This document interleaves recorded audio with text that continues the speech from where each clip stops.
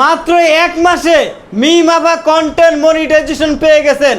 Star setup এখনো পর্যন্ত আসেই নাই। স্টার সেটআপ সর্বশেষ 1 মাসে 500 ফলোয়ার হলে চলে আসে। ওনার ফলোয়ার যদিও হয়ে গেছে এখন 4000-এর উপরে। আপা ফলোয়ার্স কত হয়েছে এখন? 4800। সময় কিন্তু 1 মাসেরও কম সময়ে উনি কন্টেন্ট মনিটাইজেশন পেয়ে গেছেন, পে আউট পেয়ে গেছেন। মোট কথা সকল সেটআপ স্টার ছাড়াও কন্টেন্ট মনিটাইজেশন আসে, এটা আসলে একটা অবাক করা বিষয়। খুব কম মানুষ আগে প্রথমেই পায় স্টার সেটআপ, তারপরে পায় কন্টেন্ট মনিটাইজেশন সেটআপ।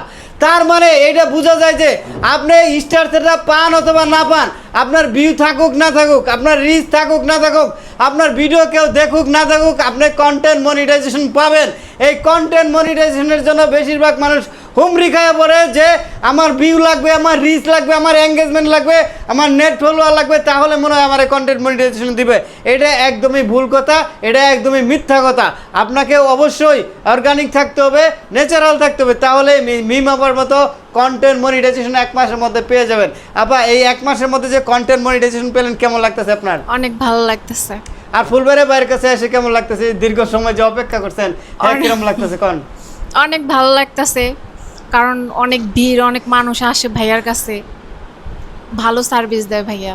আচ্ছা, কষ্ট দেওয়ার জন্য আমি আন্তরিকভাবে দুঃখিত। এই যে আরো দেখেন কত মানুষ আছে, রাতের বাজবে কয়টা তার কোনো নিশ্চয়তা নাই, ঠিক নাই। কষ্ট করে থাকতে পারবেন রফিক ভাই? হ্যাঁ রফিক ভাই আইছে ময়মনসিংহ থেকে, উনি একজন বিশিষ্ট ব্যবসায়ী মানুষ। রাতের 12টা পর্যন্ত থাকতে হবে ওনার, কোনো কিছু করার নাই।